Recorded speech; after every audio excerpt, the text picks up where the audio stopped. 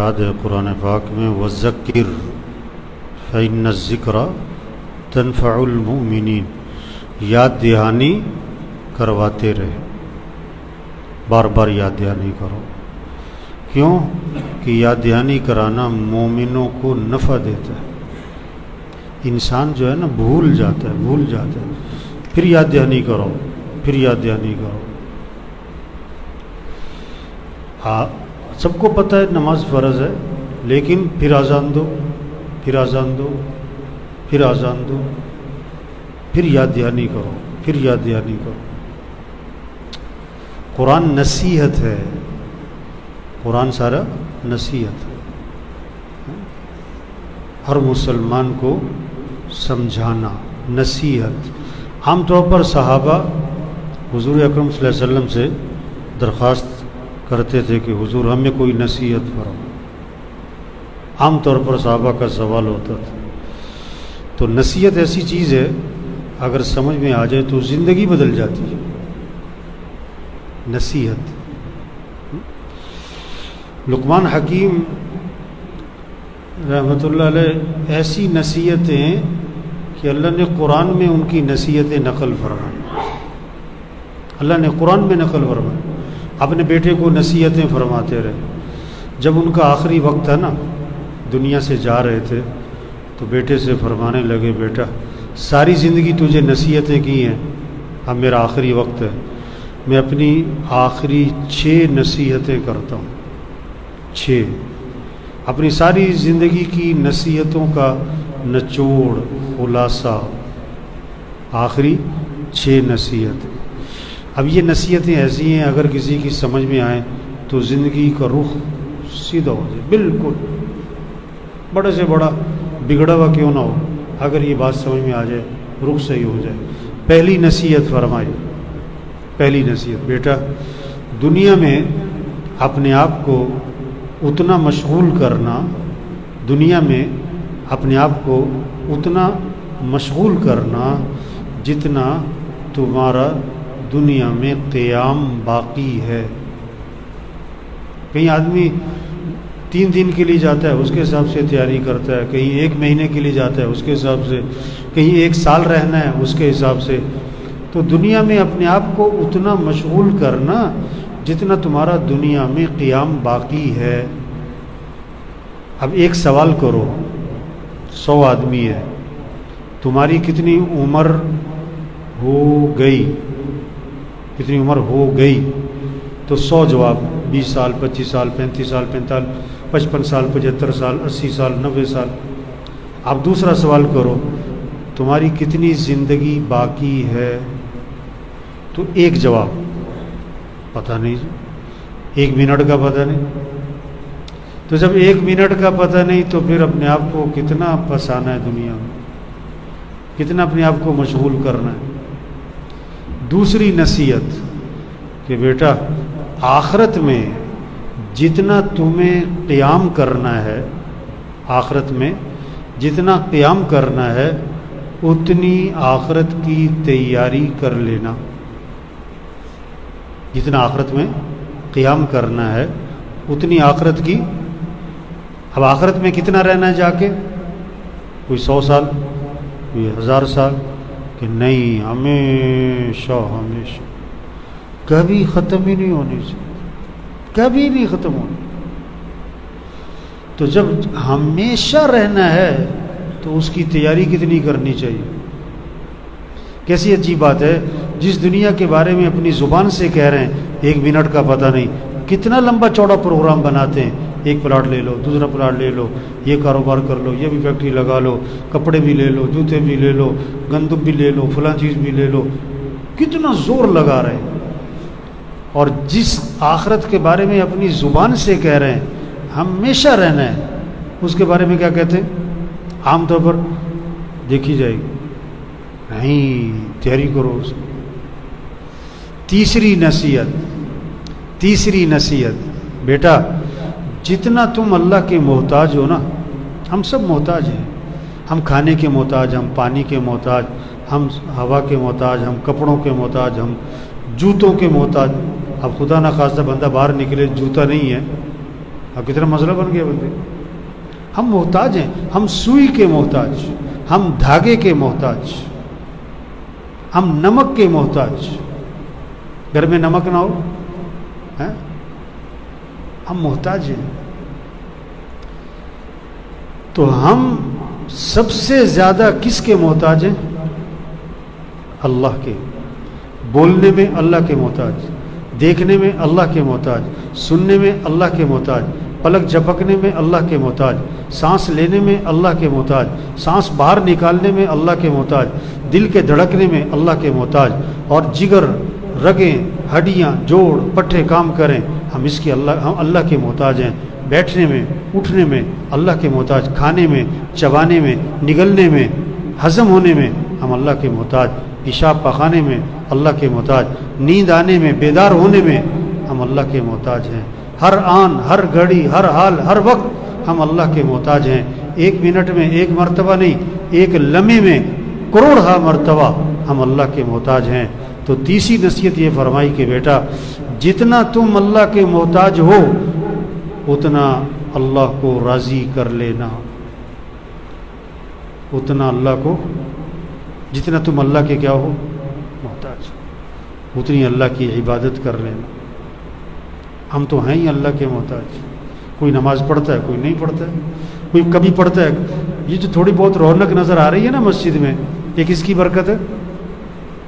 کس کی؟ رمضان کی. ابھی رمضان جاتا ہے تو مسجد کی رونق. دکان پہ جانے کو ضروری سمجھتے ہیں, نماز پڑھنے کو. زمیندار کھیت میں پانی لگانے کو ضروری سمجھتا ہے, نماز پڑھنے کو.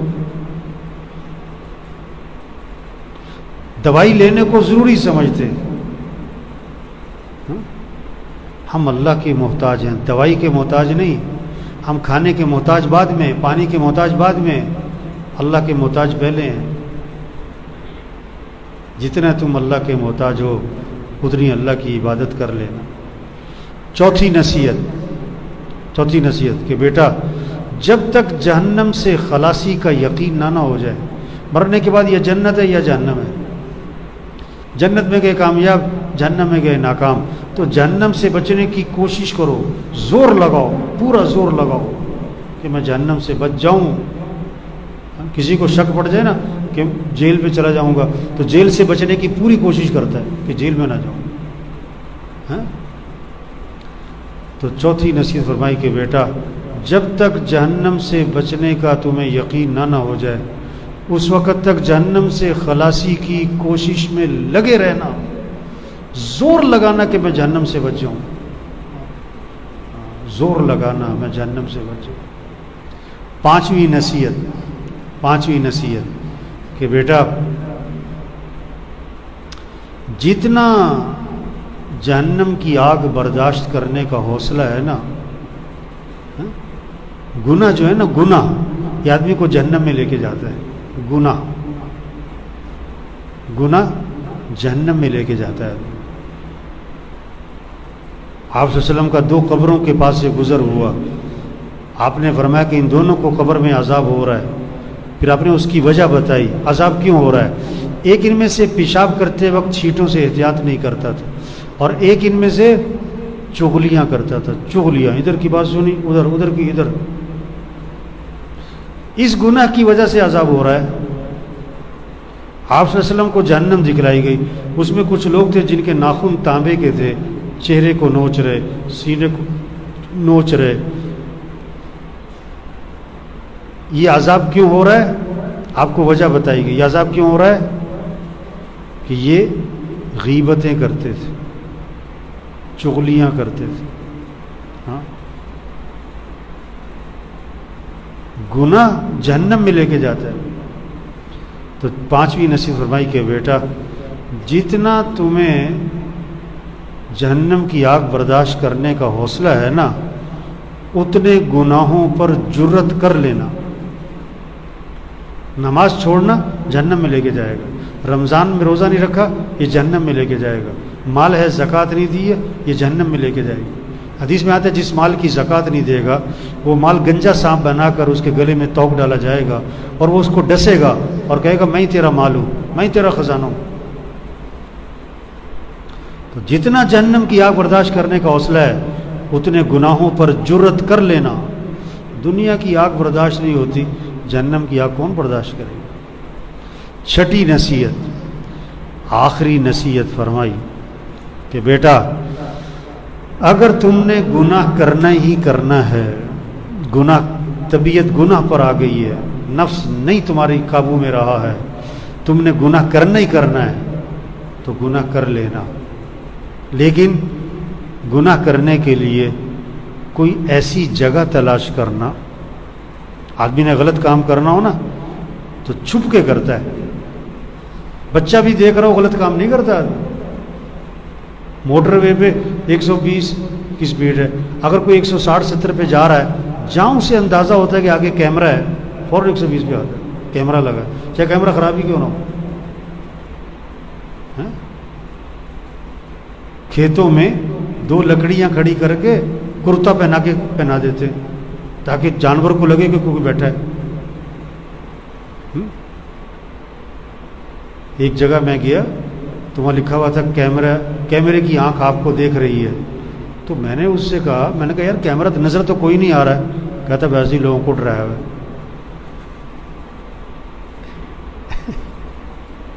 ایک دفتر میں اس نے کیمرے لگوائے 4-5 لاکھ روپے کے. میں نے اس سے کہا اللہ کے بندے اتنا پیسہ خرچ کیا کیمروں پر. کہتا 1 مہینے میں خرچہ پورا ہو گیا. وہ کیسے؟ کہتا پورے دفتر میں جو ہیر پھیر تھی، جو 2 نمبری تھی، کیمرے کے ڈر سے سب ٹھیک ہو گئے. تو 6ٹھی نصیحت فرمائی کہ بیٹا جب کوئی گناہ کرنا ہے تو ایسی کوئی جگہ تلاش کر لینا جہاں اللہ اور اس کے فرشتے تمہیں نہ دیکھ رہے ہو. جہاں اللہ اور اس کے فرشتے تمہیں نہ دیکھ، ایسی کوئی جگہ تلاش. ایسی کون سی جگہ ہے؟ استاد نے شاگردوں کو ایک چوزہ دیا، ایک چھری دی کہ وہاں ذبح کر کے لاؤ جہاں کوئی نہ دیکھ رہا ہو. کوئی 2 منٹ بعد ذبح کر لایا، کوئی 6 منٹ، کوئی 10 منٹ. ایک شاگرد دیر سے آیا، ذبح بھی کر کے نہ لایا. استاد نے کہا تم آئے بھی دیر سے، ذبح بھی نہیں کر کے لائے. انہوں نے کہا آپ نے شرط لگائی وہاں ذبح کر کے لاؤ جہاں کوئی نہ دیکھ رہا ہو. میں جگہ جگہ گیا، جہاں جاؤں اللہ دیکھ رہا ہے، جہاں جاؤں اللہ دیکھ رہا ہے، تو میں کیسے ذبح کر کے لاتا؟ استاد نے کہا یہ سب فیل ہو گئے، تم پاس ہو گئے. تو اللہ دیکھ رہا ہے. یہ 6 نصیحتیں فرمائیں لقمان حکیم نے اپنے بیٹے کو اپنے آخری وقت میں، اور یہ اپنی ساری زندگی کا خلاصہ نکالا. اور یہ وہ نصیحتیں اگر سمجھ میں آ جائیں تو زندگی بدل جائے. حضور اکرم صلی اللہ علیہ وسلم آخری نبی ہیں بھائی، قیامت تک کوئی نبی نہیں ہے. یہ باتیں لوگوں کو سمجھاؤ. یہ ہمارے معاشرے سے برائی کیسے ختم ہوگی؟ ڈنڈے سے؟ کبھی بھی نہیں. محکمے بنانے سے؟ کبھی بھی نہیں. کیمرے لگانے سے؟ کبھی بھی نہیں.